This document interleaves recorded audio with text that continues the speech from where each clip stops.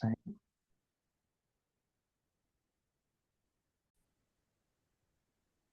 Okay. I hope everybody is on. 1 second.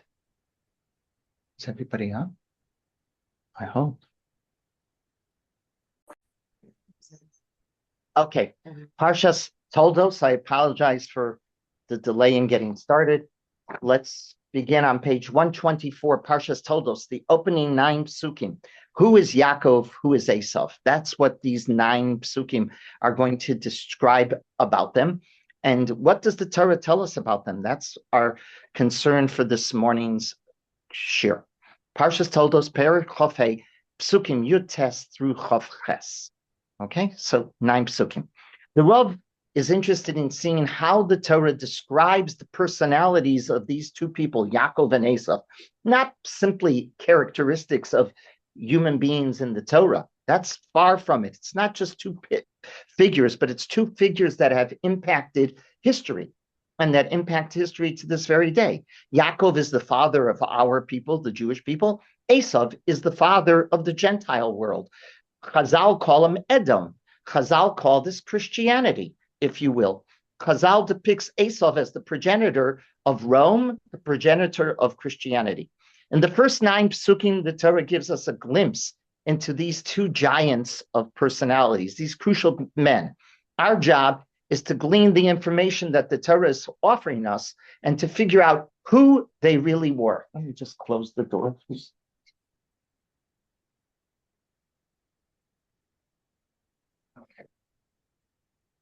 The Rav notes that of the Avos, we have Avraham, Yitzchak, and Yaakov. Who is the cryptic one of those 3? It's Yitzchak. Yitzchak we know so little about because the Torah reveals the least about Yitzchak. Who is Yitzchak? Avraham, the Torah devotes 3 parshiot, Lech Lecha, Vayera, Chayei Sarah. Yaakov, the Torah literally devotes numerous parshiot to the very end, right? All Yosef is tied into Yaakov, but Yitzchak won this parsha, and there's so little about Yitzchak himself. It tells us so little. If I would give you a piece of paper right now and a pen, I'd say, describe what the Torah tells you about Yitzchak. You would have a difficulty of filling in 1 page. Abraham, you pages and pages. And Yaakov, pages and pages, what the Torah tells us. The reason the Rav argues is based on a Kabbalistic idea. Each of the Avos personified one of God's attributes. Avraham epitomizes chesed. Chesed, right? Avraham is the one who does hachnosas orachim, hospitality. He represents chesed. Chesed is sharing oneself with others. It's letting others into your orbit. And doing that, you're opening yourself to others. That means you're not isolated. You're part of the community. Yaakov is emes, tiferes. Yaakov is titen emes liYaakov. The pasuk says, right, in the davening. It's the person searching for strength, for truth. If one has to stand up and demonstrate to the world the glory of Torah, and he personifies truth of Torah, that means he has to engage the world doing it. He responds to the world. He's part of the world. So both Avraham and Yaakov are part of the world. Yitzchak, on the other hand, epitomizes the attribute known as gevura. Gevura is just the opposite of engagement. It's retreat. It's withdrawal from the public. Gevura requires remaining isolated from the community. Yitzchak is whom? He's the korban. He's the akedah. He's the sacrifice. And by definition, a sacrifice is kadosh.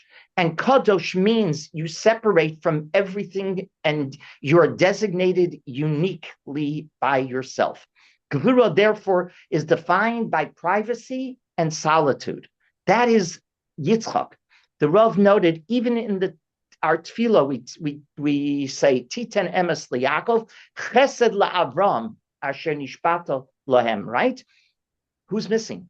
Titen emes liYaakov, chesed la'Avram. Hello? There was a middleman. His name was Yitzchak. Why isn't he mentioned, right? Where is he? One must wonder, he disappeared? Yitzchak is not there. Yitzchak is not there on purpose. He remains the mystery. He remains the isolated one. He remains the one not mentioned. This also explains a noticeable oddity about Yitzchak, the Rav notes. Why did it take Yitzchak 40 years to get married? And the Torah goes out of its way to tell us he's 40 years old when he gets married. Why did he wait so long? And why did the Torah in particular feel that it had to tell us the age? It doesn't tell us a lot of information, a lot of historic information. The Torah is not a history book. We've been mentioned quite often.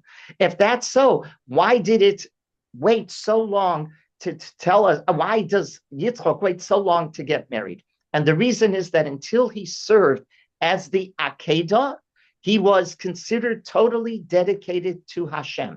He was separated. A korban has to be designated and separated from all the other korban, all the other animals. He was kodshe kodshim, the holy of the holies, totally sanctified to God. He is, if you will, taken out of circulation. He's separated, just like we do with any korban.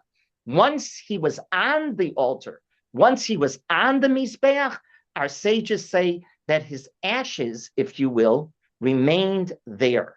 He gets up, but his ashes remain on the Mizbeach.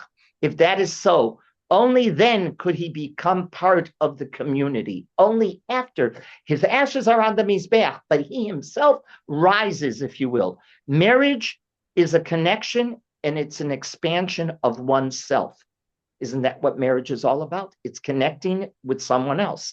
Until after the Akedah, he could not be possibly connected with anyone else because he was designated only as a korban for Hashem. The Rav observed that this phenomenon was reflected in the fact that throughout our history, there are two personalities of Gedolei Yisrael, of great Torah scholars, of leaders of the Jewish people. We've had extroverted Gedolei Yisrael. We've had introverted Gedolei Yisrael. An example of the type of extrovert, the Rav notes, is the Baal Shem Tov par excellence. He's the one who goes out. It's the Rebbe. It's right. It's the Lubavitcher Rebbe. He goes out to the world. On the other hand, we have the Gadol personified by the attribute of Gevura. Who would that be? In history, the best example perhaps would be the Vilna Gaon. The Vilna Gaon was isolated and insulated, and he remained in his own little base medrash. And the Rav remarked, both types of Gedolei Yisrael are intrinsic to the survival of the Mesorah. In other words, what you have is Avram, Yaakov on the one hand, right? The two at the edges, at the ends, and then you have Yitzchak in the middle. But Yitzchak is the one we know least about, and Yitzchak is the one who gives birth to Esav and Yaakov. Correct? So now, knowing that Yitzchak is the isolated one, knowing that this is the only parsha in the entire Chumash that's devoted to Yitzchak and gives us so little about Yitzchak, now let's find out what he did as a father, giving birth to Esav and to Yaakov. Take a look at the pasuk, at the opening pasuk. Ve'ele Toldot Yitzchak ben Avram. Avram holid es Yitzchak. Oh, wow. What is begat? Holid es Yitzchak. Avram holid es Yitzchak. Why do I emphasize that? Let's go back to the language where Yitzchak, where Yishmael is born. Yishmael is born back in, one second. Why it's Yishmael's born back in Lech Lecha, right? I jotted down the wrong source. Here. I think it's 1650. 1650? Page 15, 74. Page 73. 73, page 73. Thank you. My notes have a mistake in them. I just wrote have this the pasuk. page. Where is it? Page 73. I think it's right there. The Garbar Aram Asana. Avram ben 73 is in English. Hagar et Yishmael Avram. That's Huh?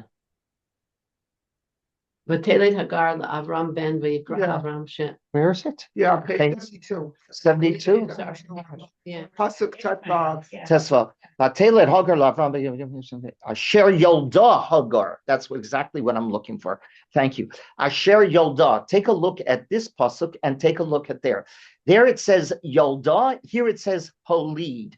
Why doesn't it use the same language as Avram? What's Holid? If you say Yolda, it should be Yolda, right? What is the difference between Yolda, he bore, and Holid?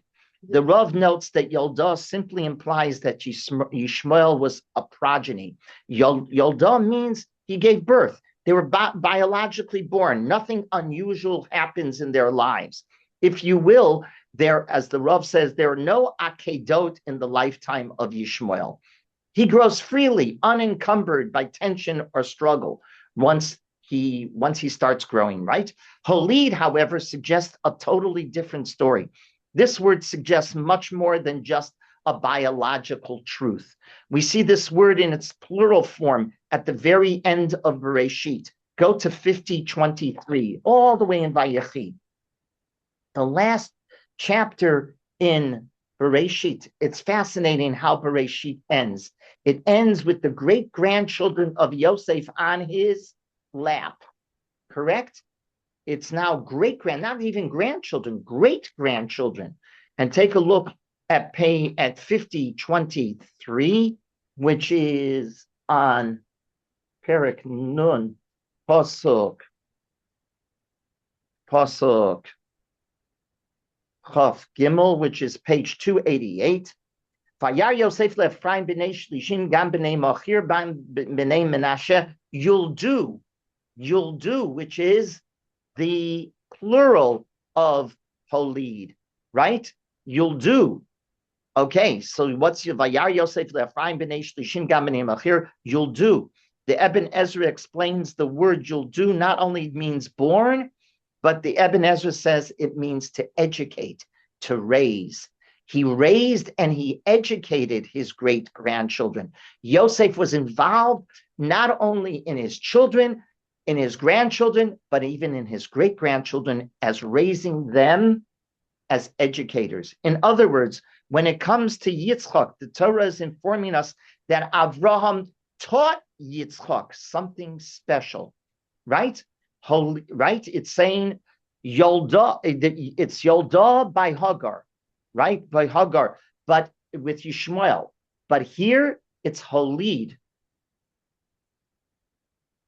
At the very beginning of Toldos, it's Ve'ela Toldos, Avraham Holid es Yitzchak. What did he teach? What did Yitzchak teach Yaakov? He was or what did Avram teach Yitzchak? He was to carry on the legacy of Avraham. That's what Avram is teaching. Yes. Wouldn't some of the difference be that we're talking about guys having children versus a woman? Right. Well, it takes two, right? But the father teaching the son, is what is being described here in the Torah. In the Torah text, it's father passing on the Masorah to the child. So Avram Holid es Yitzchak, Avram is obviously not giving physical birth, right? It's Sarah that gives birth to Yitzchak. But what does Avram do? Avram gives birth to a development of a personality, correct? Avram is the one that's developing that. He's teaching. The legacy is captured in one letter. What letter? A hey. He goes from Avram to Avraham. Who gives birth to Yitzchak? It's Avraham, not Avram, right? Back in Bereshit, Tesvav, hey, 15:5, Hashem took Avram outside and he said, look to the heavens and count the stars if you can. Ko yiyezarecha, so will be your seed. Rashi on that pasuk notes that what God was telling Avram is the following: abandon your astrology, through which you have seen the signs of the zodiac, that you are destined to bear a son. Avram will not bear a son. Avraham will bear a son. The change is the hey in the name, right? The addition of the letter hey, Avram to Avraham is a hey, caused a dramatic change, introducing the element of teacher, not only of father, of parenthood, of fatherhood. Avram wasn't only the father of Yitzchak, the hey represents Avram becoming the teacher of Yitzchak. This was the spiritual revolution that led our sages to declare in Sanhedrin, Yud Tes Amud Aleph, the famous formulation that has been the center of Jewish life to this day. One who teaches Torah to his friend's child is as if he gave birth to that child. The Rebbe in school is like the father of the children. This very idea, the sages already detected back in the creation story itself.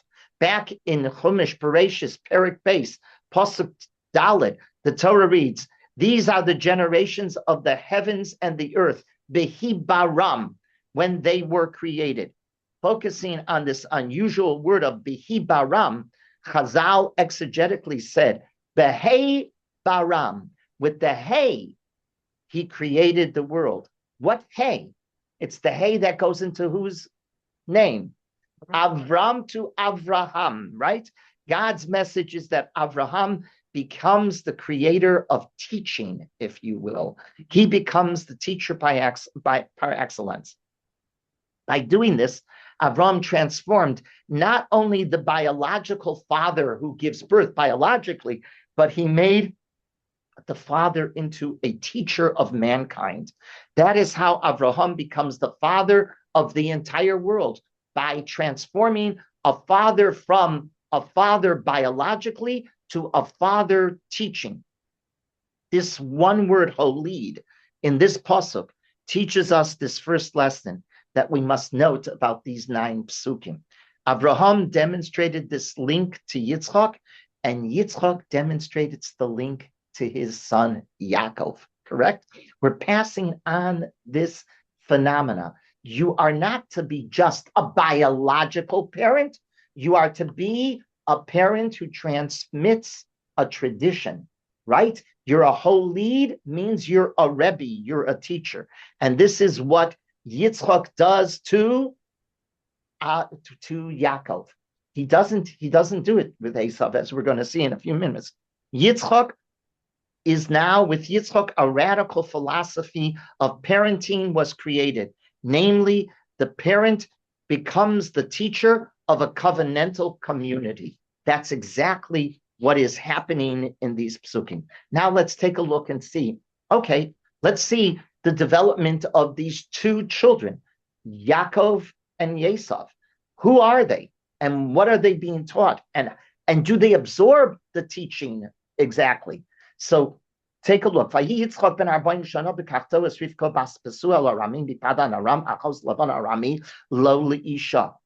Pasuk Chaf. By Yitzchak, he's 40 years old when he takes Rivka.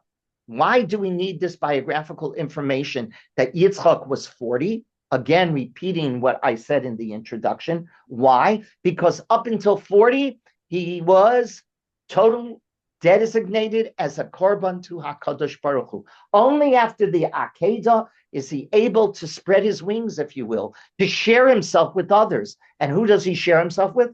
Rivka. And that's when they build their home together. That's why the Akedah Yitzchak now inserts into the DNA of the Jew. Why is the Akedah so important? The Akedah literally places into the DNA of the Jew two characteristics, or you can even say they're both the same, really, but 2 aspects. Heroism becomes part and parcel of the Jewish DNA, and the ability to sacrifice. The Rav always said that the Jew has to sacrifice. What does that mean in our lives? The Jew has to sacrifice. He says, if you have to give up social elements because you're an observant Jew, that's sacrifice. I remember as a kid, it's not like today. Today it's a 5-day work week. And when I was growing up, it was a 6-day work week. And if you didn't work on Shabbos, you lost your job. Right. You lost your job. I knew many people who lost their jobs.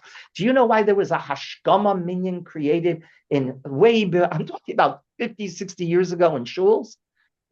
Not because people were insomniacs, you know. Why? Because they would go to shul. These were the European Jews who survived, who were forced to make a parnasa. They went to the jobs and they were told, if you don't show up on Saturday, don't show up.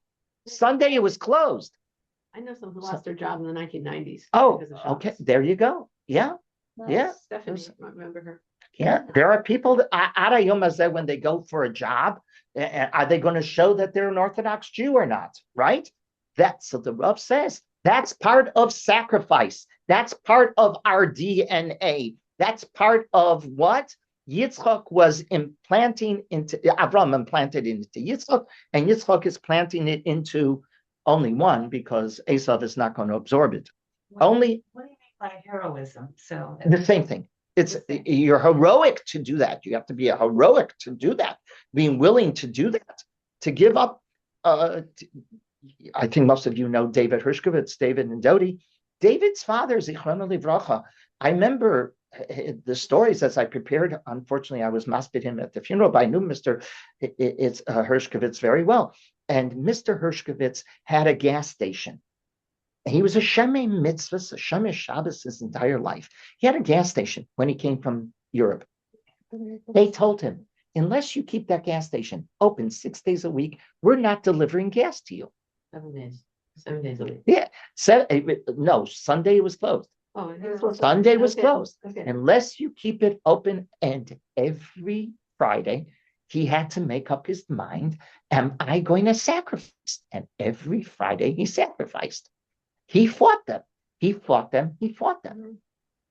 And that is the heroism. That's the and there were Jews like that. So why did you have these hashkama minyanim? They would go to shul early because they were still, Jews from the Altaheim from Europe. They wanted to daven on Shabbos, and then they would leave because they had to go to work. Because many of them couldn't fight. They weren't capable of doing that. They weren't up to the challenge, if you will. It's an enormous challenge. This is what until he was 40, he was Akedah. And the Akedah, why was it so important, Yitzchak being the Akedah, the Rav says? Because it placed into our DNA the capability of becoming a korban, if you will, sacrifice and heroism. I think in terms of heroism, I mean, you give your child a bris, you make them a Jew, you're automatically making You're identifying them. That's correct. Identifying them, they become That's correct. 100%. 100%. Rivka Bas, but take a look at opening the second pasuk. And Rivka Bas Besuel Arami. Rivka, the daughter of Bas Besuel Arami, Mipadan Aram, she's the sister of Lavan Harami. Excuse me, at this point in Toldos, you didn't know that already? We knew exactly who Rivka's brother was. We knew exactly who Rivka's father was. Why are we telling this again? Rivka's lineage is crucial to the story because it gives us another lesson. We only become great through adversity. We become a great nation only after we experienced Egypt. Or in the words of the Baal HaGodah on Pesach night, Vayi Sham Legoy, Melamed Shoyu Yisrael Mitsuyonim Sham. And he became there a nation. This teaches that Jews there became distinguished and distinctive. This also explains the pasuk in Shir Hashirim. As a rose among the thorns, so is my beloved among the young women. As a rose among the thorns. What does a rose do to the thorns? It protects the rose, right? But if you touch the thorn, you get hurt, right? A thorn hurts. The rose only flourishes among the thorns. Jewish people had to first experience the thorns, if you will. And from that experience, we became the great nation that was the conscience of the world. We became the conscience of the world because we grew up as the rose among the thorns. Actually, it's one of the characteristics that you should know that Hitler despised most about the Jew. He says the Jew thinks he's the conscience of the world. We are the conscience of the world to this very day. May I recommend that you read, when you read the op-ed page today of the Wall Street Journal, there's a whole very important article written about it's about the conservative anti-Semitism that is now raging in this country. The Heritage Foundation, etc.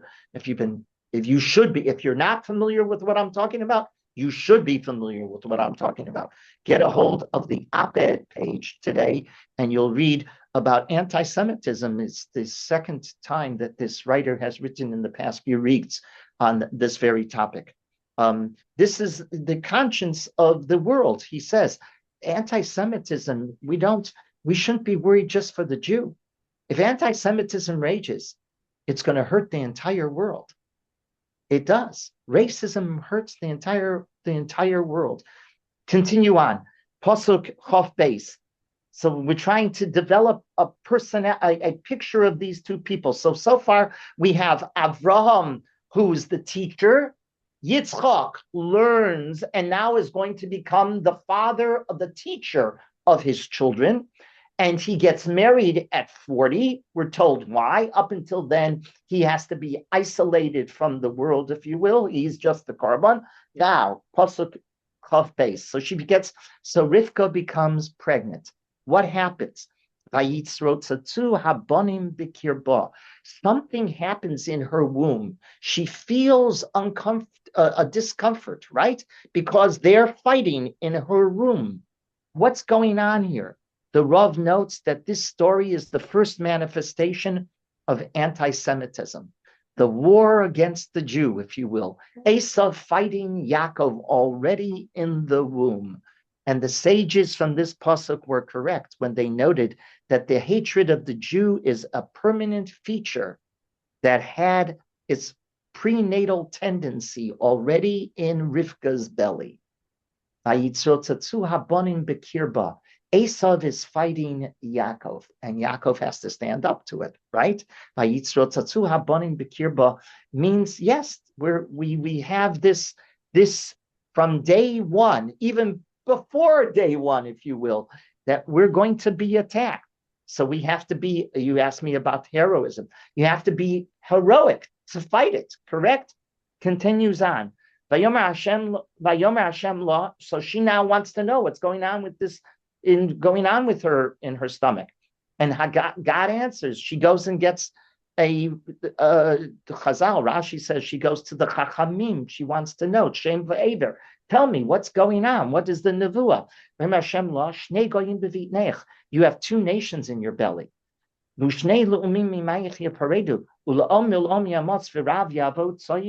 Two regimes from your insides will be separated.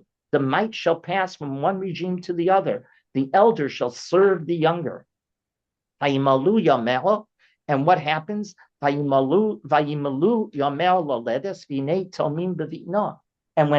when the term to bear grew full, what happens? She gives birth to twins, right? Take a look now. Now we're going to start developing the personalities of these two twins. Shnei goyim vayetze harishon admoni kulo ka'adera seor vayikru'u shemo Esav. And one was what? The first one emerged. He was red, entirely hairy, right? So they named him Esav. Admoni kulo ka'adera seor. Esav looked, when he was born, like a mature adult. What does that tell you about Esav? What are you developing now? What kind of personality? A person that already, as a little child, thinks that he is an adult. Means that he doesn't have to grow anymore, right? He doesn't have to develop. I'm developed. It creates a humility or a haughtiness. Haughtiness, clearly, right? This is implied in his personality. He's Esav. Ayin sin vav means asu, all done, finished, complete. He perceived of himself, and everybody said it. They called him Esav. Esav means he's done. He's developed. He's already totally grown.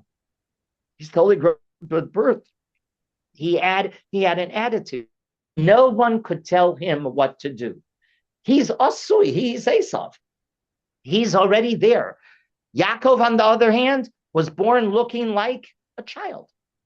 Yaakov was always interested in learning and growing. A child, we've talked about this in the past. A katan, what's a katan? A katan is a child that gets his hands into everything, right? You watch the child, they're always fascinated with every new thing. Everything looks like it is new to them. So they turn it over, they look at it, they unfortunately put it in their mouths, right? But they need to see it, to taste it, to feel it. They're excited by everything. Yaakov is that child. He's interested in learning and growing. His life is based on listening to those who could teach him ethical norms, who could implement those norms into his life. This leads to the next verse that contrasts Esav and Yaakov. So right away, if you're writing a description based on the Torah of who these people are, who's Yaakov, who's Esav, what would you say about Esav? Esav, the Torah tells us, he perceives himself as finished, complete. He's done. He's already made. He's the made man. He has no growth needed. He's already there. He's at the top of the ladder. If you're at the top of the ladder, that means that you think, Great. I'm great. I'm great. Everybody's going to learn from me. I'm not going to learn from anybody. I don't need to learn from anybody because I'm at the top of the ladder. That's Ayin Sin Vav, Esav, a person who's all made, he's reached it. He's reached the top. There's no ceiling to break, right? There's no glass ceiling to break. He doesn't have to go anywhere. He's reached the top of the ladder. Well, but what about Yaakov? And by the way, what dream does Yaakov have in next week's parsha? A ladder. A ladder. You're climbing. Yaakov is always climbing. Yaakov is always growing. Yaakov doesn't think he ever gets to the top. There is another step upwards, right? To climb. That's Yaakov. Yaakov is the Akev, right? Okay, take a look in pasuk, the next pasuk. Vayigdulu hanarim vayi Esav ish yodei atzai. Oh, by the way, Yaakov is Akev. What does Akev mean? Heel. What do you mean heel? Heel the foot. Heel mean you're stepping, and I pointed this out. When, God forbid, you sit shiva, is there progress when you sit shiva? Seated means there's no progress, there's no growth. You're permanent. That's exactly why, by the way, Chazal say in halachic terms, you're never to say to an Ovel, sit. You want to give them the bracha of Hamakom Yenachim, or if you go into a Sephardic home, Yerushalayim Tinuchamu, right? Or I mean, it's Tinachamu Minashamayim. Minashamayim Tinachamu or Tinachamu Minashamayim. Either way is correct. Both are traditions. But you never say sit down. Never say sit down. You can say to the other while they're standing. You can give the bracha. Never the halacha says sit down. Why? Because seated means what? A permanence. It means there's no progress. I'm stuck in my position. Don't be stuck into your, God forbid you should be an Ovel. That's what you're giving the curse. You should be an Ovel. God forbid you should be an Ovel, correct? So you never say that state. Akev is the one who's grabbing a hold to grow. He's pulling, he wants to get a hold of. That's Yaakov. Yaakov is moving. Yaakov is the foot growing. That's Yaakov.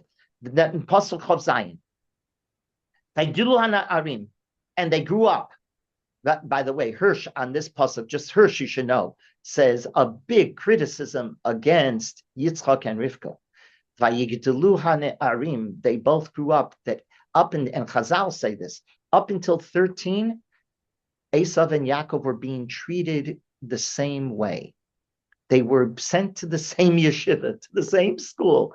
They were twins. Remember, they were twins. They didn't look alike. They weren't identical twins, but they were twins. So you know what? Hirsch says, up until 13, they were being sent to the same school. Nobody was paying attention to early childhood education. I'll stop for half a second. I'll tell you an interesting story. My mother had a very good friend, Rivka Bahar. May she rest in peace. Rivka Brilliant was her maiden name. Her brother was Moshe Brilliant, who was if you remember many, many years ago, Moshe Brilliant was the correspondent for the New York Times in Israel. Wow. Yeah. So he was the correspondent. And when I saw that name, and as a high school kid, I saw Moshe Brilliant in the New York Times writing from Israel. And I said, Mom, this is a real cute, pen name. A guy, Moshe Brilliant in Israel. What better name could you come up with? She says, it's not a pen name. How do you know him? I know Moshe Brilliant. His sister is Rivka, is my best friend, it was a very good friend of my mother from Hashomer Hadati days. So I knew the children. I knew Rivka's children. So I was very close. Now, Rivka was a master early childhood teacher, a master. She was one of the founders of Camp Morasha. She was one of the educating founders of Camp Morasha. These were all the people that built Camp Morasha were friends of my parents. So Rivka was head educator, head of the counselors. That's what she did. And she was, for many years at the Bureau of Jewish Education in New York, the advisor to my son-in-law's grandfather, to Rabbi Block's grandfather, Alvin Schiff. Alvin Schiff was the head of the school. It's all coming, it just dawned on me, it's all coming full circle back to relationships that we have. But Alvin Schiff was the director, and director of early childhood for the BJE was Rivka Bahar. I, being friends of the children while I was in school at YU, if you're not in New York, you have to find places to go for Shabbos unless you stay in school every Shabbos. You want to go out, right? You want to get away. So I would go quite often to the Bahar home in Forest Hills, New York. So one Shabbos, I remember it was Friday night, I made a crack. I said, I don't know why I made this crack. I looked, boy, did I become the korban. I became the Akedah. That Shabbos, that dinner, I was served on the platter, if you will. I said, what does it take to be an early childhood teacher? Oh God, why did I say that? I don't know why I said that. And everybody looked up at me, and my friends, the 3 children of Rivka were good friends of mine. Did they give me a look? And they knew their mother was going to roast me. And Rivka roasted me. She said, if you don't think that early childhood is important, you are wrong. You have to be a very talented, very creative, constantly engaging the children because they don't have long attention spans. And you have to make it exciting. You have to be a good early childhood teacher. You have to really work hard because you have to prepare and you have to think ahead you have to be 5 steps ahead of the kids because they're going to catch up to you very quickly because of their time, their attention span. Correct? And I, just a kid in college, I thought, hey, what does it take to be a nursery school teacher? Good nursery school teacher. It takes everything. And Hirsch says this basically. Vayigdelu hane'arim, Yitzchak and Rivka, he says, made a mistake in raising the boys. She raised them. They raised them identically. Vayigdelu hane'arim. They were treated the same. And you can't treat them the same. You have to already detect their distinct personalities.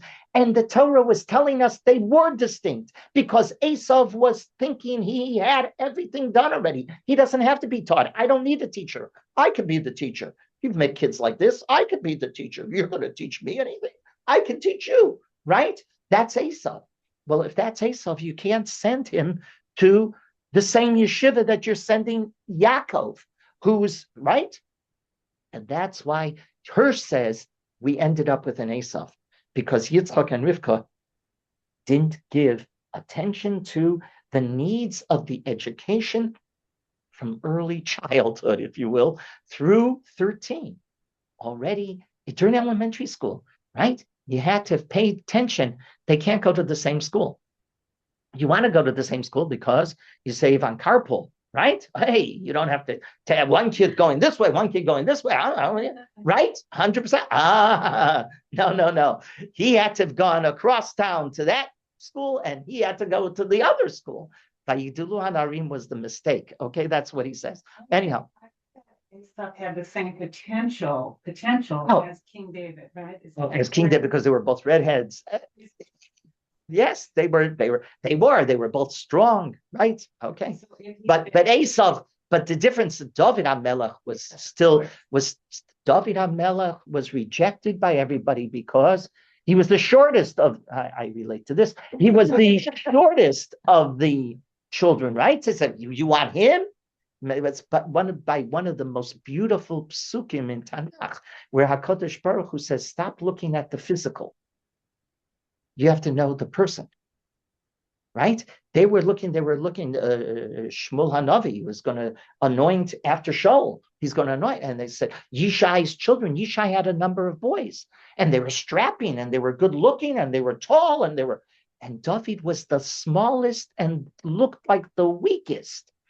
And HaKadosh Baruch Hu says through the Navi, through Shmuel, don't look at the physical. You got to know the inner personality of the person. It's a beautiful part of Tanakh. Anyhow, let's go back to Chav Zayin. We're trying to paint this picture, right? This portrait. Again, we're getting a personality development here, a picture of these people. So Chav Zayin, the lads grew up, and Esau became one who knows hunting, a man of the field. Esau is described by two expressions here. Ish Yodei Atzayid, a man who understands hunting. Ish Sadeh, a man of the field. Hunting is an indication of an aggressive ambition. A hunter is an aggressive ambition. It's a drive to work, not just to work, but to achieve even more. A hunter relies only on himself to achieve his goal. I don't need anybody else. I hunt. I'm the hunter. What does the hunter do? The hunter hides, right, from the animals, and he doesn't want anybody else with him, because the other person's going to make noise, and the animal's going to hear it. I'm going to lose the animal, right? I got to do everything myself. It's achieve more on your own goals. It's a dependence on no one other than yourself. That's the development of Esau's personality. Because of this, he denies the concept of providence as the primary factor in determining one's success and one's failures. If I'm not dependent on anyone else, I'm not dependent on God either. I'm the hunter.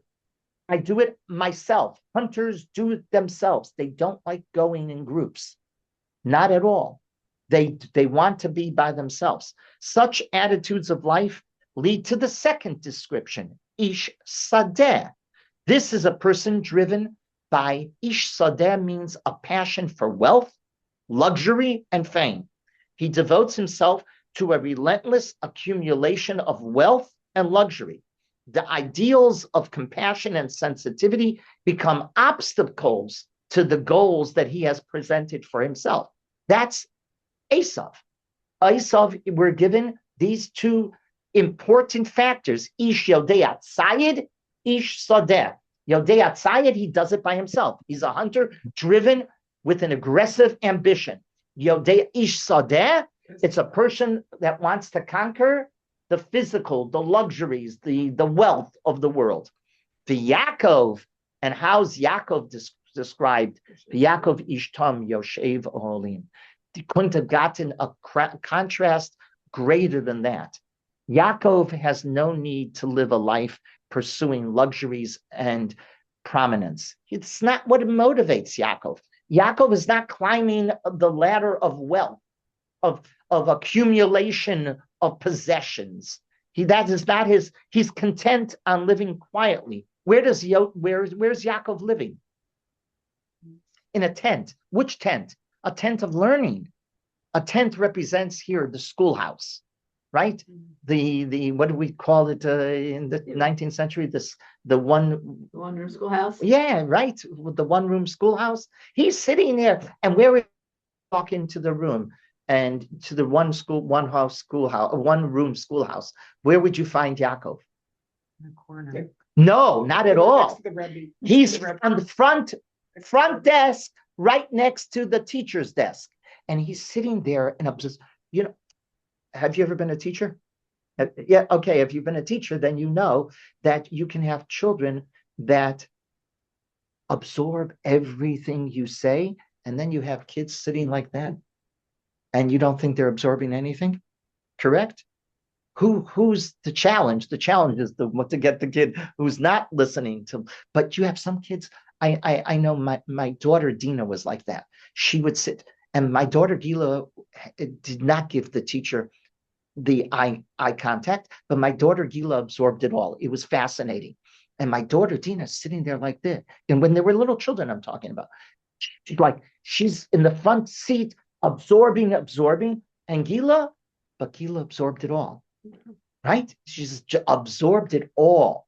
Just like it was like crazy. I remember we realized that, it's two different kind of personalities, right?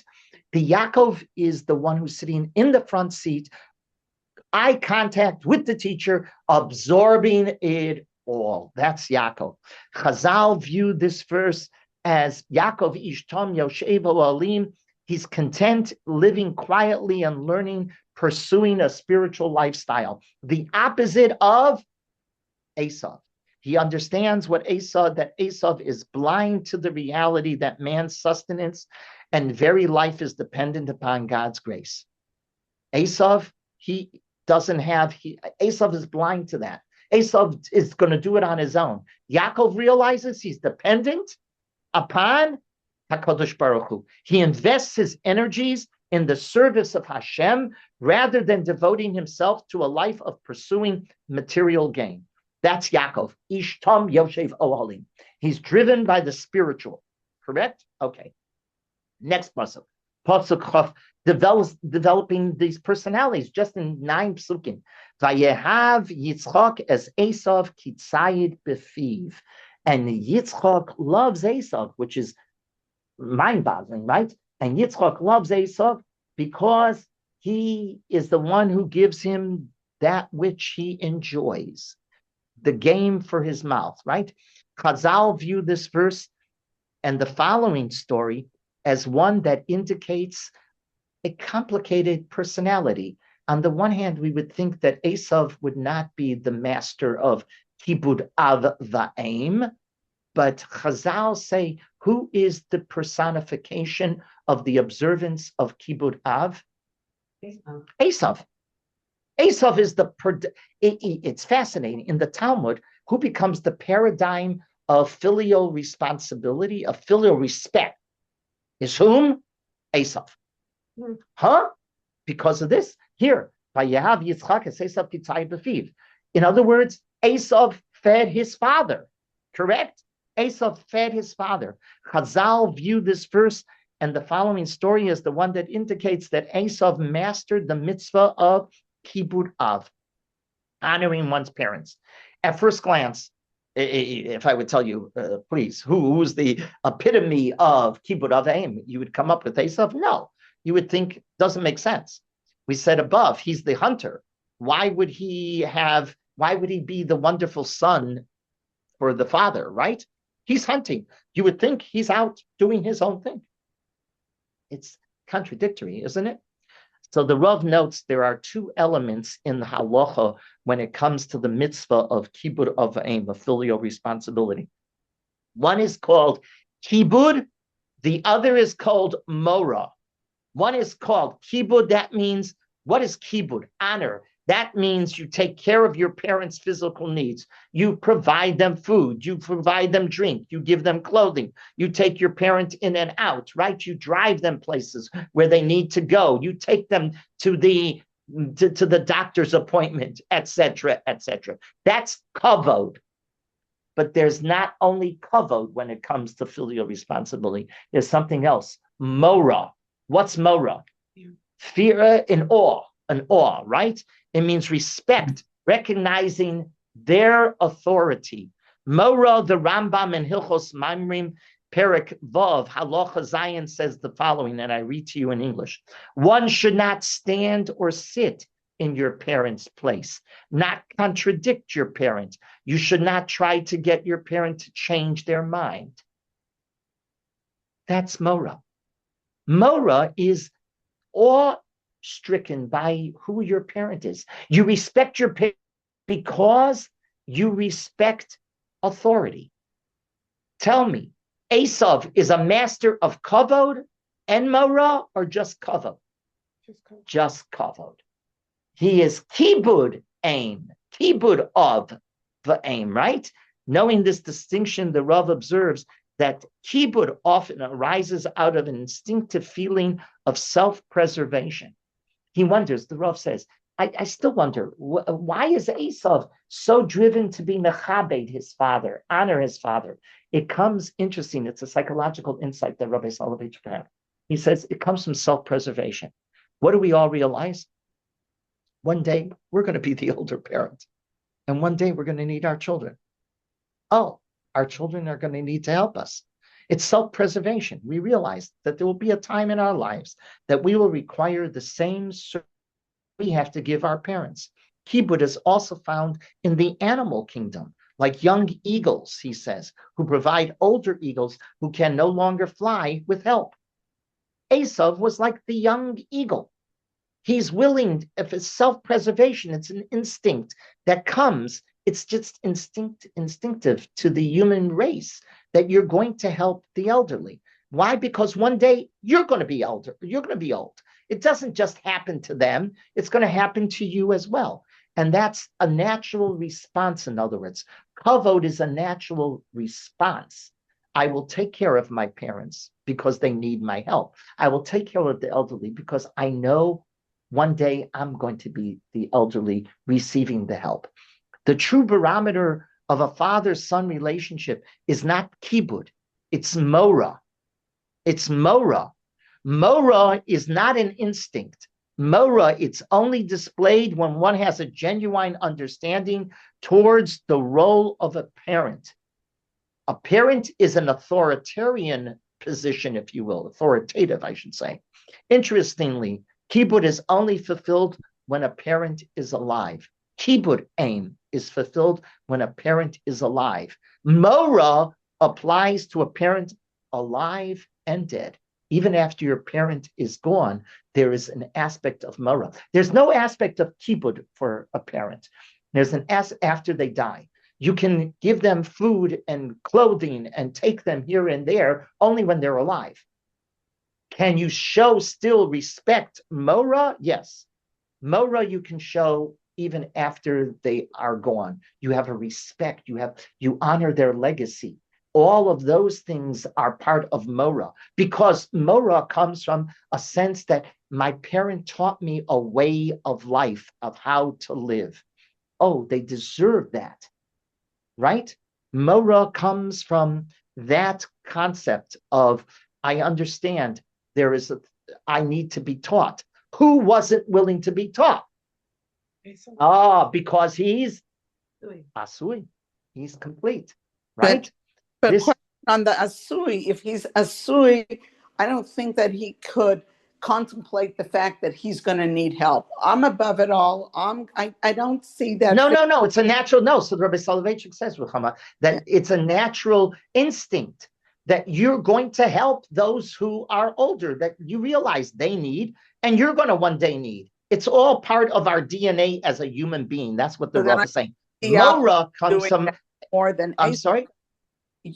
Then I think that would fit Yaakov's persona more than Asa. But what I was just thinking, because this has bothered me for years, every year, and during the year. And what just occurred to me today is that during this year is that, as from my experience as a teacher, it's interesting. It's those kids that are problematic that you need to really invest so much of your time for them, that they really get under your nails, and you feel like you really have a relationship with those kids. The good kids, so to say, that demand nothing because they really sing there, they're doing their work, they're doing um you might not have the same relationship with because they're so simple. It's like they're like unfortunately almost invisible. And those good kids that work so hard like feel terrible. Why are you making such a fuss of the kid who went from a 55 to 60 when I'm killing myself for 105, right? But you do end up having this real tight relationship with those problematic kids. Okay. So So maybe yeah, that is the Yitzchak does. for Yitzchak does too. Yitzchak has a very special relationship with exactly what you just described. That's Yitzchak and Esav.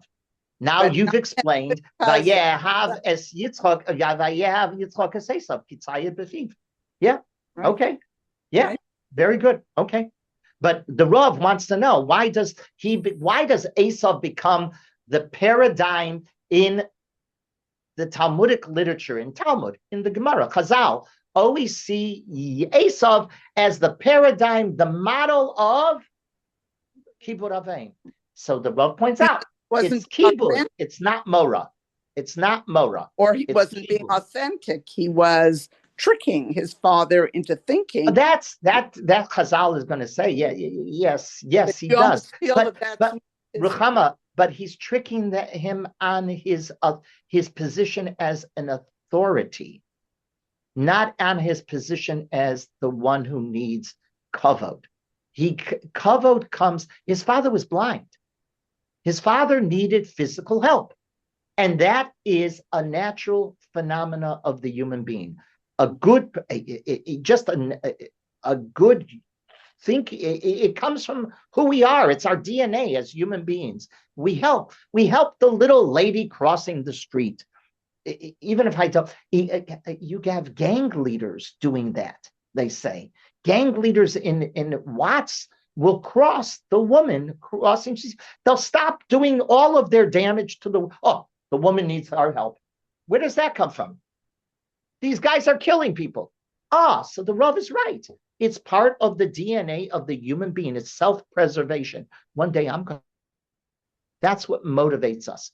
It's a fascinating understanding of the psychology of the psyche of the human being. Anyhow, okay, let's wrap it up and say what we have 9 psukim with describing a number of things. Number one, the first thing we have to know is why is there only one parsha devoted to Yitzchak, and why does Yitzchak get such a shrift? He doesn't get a focus because Yitzchak, unlike Avram and unlike Yaakov, he is Gevura. He represents Gevura. Gevura means isolation.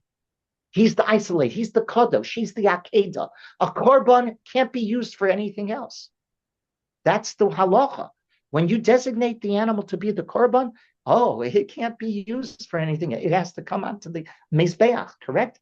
So all halachos pertaining to korban. He's the akedah. He's the kadosh kadoshim. He's Koche Kochim, I meant. He's the Koche Kochim. He's designated.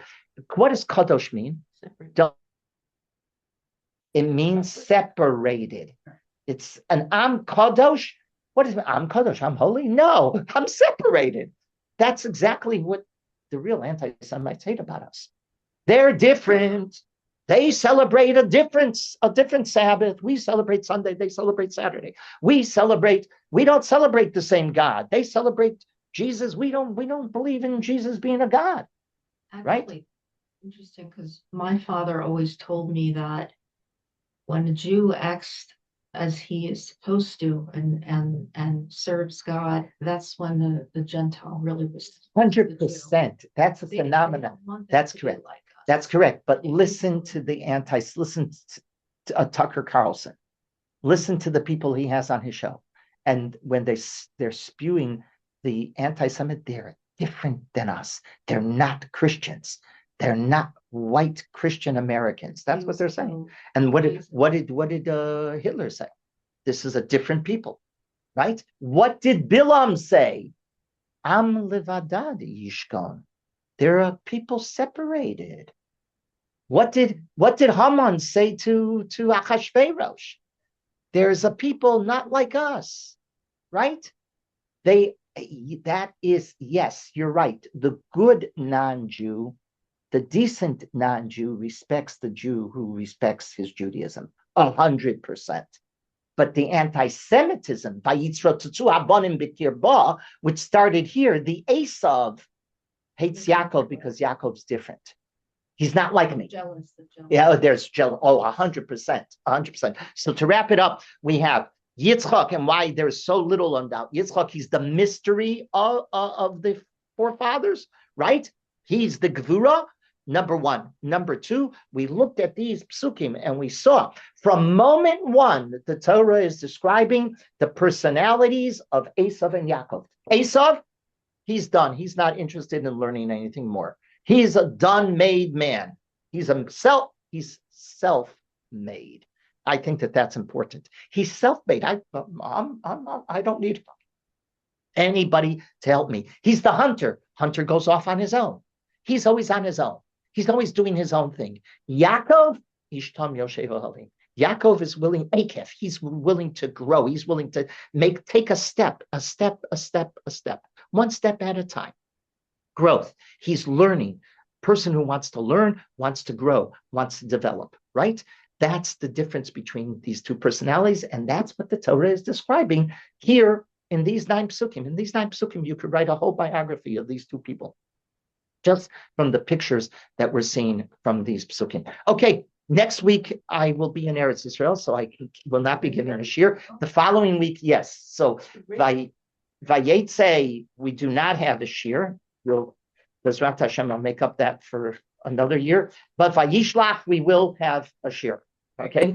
Thank you, Rabbi. Thank you. You're Rabbi. welcome. You're welcome. Everybody should have a wonderful day.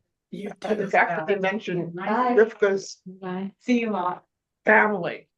Isn't that like almost like a segue to say there's some